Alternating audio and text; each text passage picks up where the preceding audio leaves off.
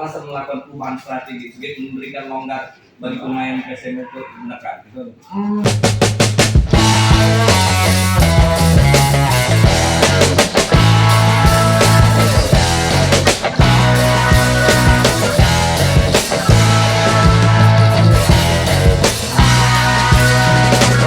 Terima kasih teman-teman. Saya pribadi terus terang tidak cukup happy dengan hasil ini. Saya datang di sini memang untuk 3 poin. Kita persiapkan dalam 2 minggu itu bagaimana kita bertahan lalu melakukan serangan balik. Itu yang memang kita lakukan dari hari pertama kita lakukan persiapan untuk game ini. Jadi saya tidak cukup puas dengan hasil ini. Saya akan lakukan kita akan evaluasi pemain belakangnya kita. Tapi kesimpulannya adalah saya apresiasi sekali dengan mereka bekerja keras 95 menit, dan saya tahu bahwa hari ini adalah Sriwijaya, hari ini adalah hari yang tidak enak ditonton main. Saya udah pastikan itu memang. Saya udah pastikan itu, ditambah to be honest, sorry to say, lapangan kurang cukup baik untuk kita mainkan, apalagi ditambah hujan. Kita udah sepakat bahwa kita hanya bisa memainkan apa yang kita mau itu di lapangan, di kandangnya kita. Di tandang sekalipun tidak bisa maksimal, dan saya mohon maaf dengan permainan yang cukup buruk hari ini dan hasil yang buat saya pribadi cukup kurang memuaskan.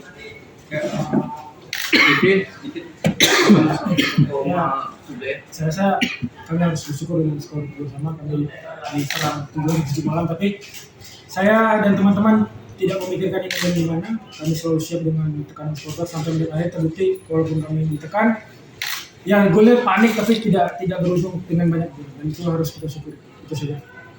Oke, lanjutkan sesi tanya jawab bagi para yang bertanya. Sebutkan nama dan media ya. Ya, nama saya Reza dari media Caldera.id. Menanya di awal babak kedua, itulah strateginya secara untuk dilihat. Strategi coach cukup bagus, menumpuk pemain tengah dan menumpuk pemain di pertahanan lawan, dan hanya membiarkan Habibi dan nomor 10 dari di depan. Tapi tiba-tiba di menit masuk 70, kenapa terus alasan melakukan perubahan strategi sebagai memberikan longgar bagi pemain PSM untuk menekan gitu? Saya udah lakukan itu. Saya udah di babak kedua saya bicara dengan pemain bahwa kita harus banyak di tengah. Tapi lagi-lagi itulah sepak bola kadang-kadang. Kita udah kasih penjelasan untuk mengantisipasi pemain tengah kita, karena kita cukup kalah jumlah di situ. Pada awalnya kita 5-4-1, babak kedua saya rubah 5-3-2. Dan karena babak pertama gapnya besar sekali, cukup dieksploitasi dengan lawan, akhirnya babak kedua kita rubah cukup baik, tapi beberapa momen kurang bisa diantisipasi dengan pemain.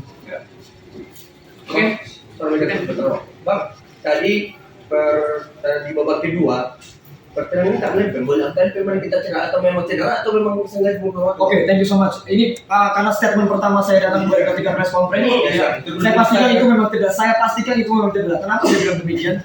Ketika dia cedera lalu dia keluar, artinya kita kalah jumlah. Itu yang saya katakan kepada pemain. Nggak mungkin pura-pura cedera lalu keluar membuang waktu, impossible. Itu kita tidak akan lakukan itu. Tapi itu bersamaan ya cederanya pemainnya. Bisa bayangkan, dan teman-teman bisa bayangkan bahwa ketika 2 atau 1 pemain keluar, artinya kita kalah jumlah. Itu yang paling bahaya untuk kita. Jadi saya pastikan itu betul-betul cedera. Ya. Oke, selanjutnya. Untuk Rifki Ya, udah nih. Untuk Rifki mungkin tadi mencetak gol gawang mantan juga anak Medan dan tidak selebrasi, menurut apa tanggapan Rifki? Ya sebenarnya saya juga nggak ingin cepat, cuma saya tidak mau membuat sesuatu yang seperti buat hal yang buruk, karena saya tidak selebrasi untuk tidak memancing apa-apa gitu. Itu saya menghormati stadion ini dengan penuh sejarahnya.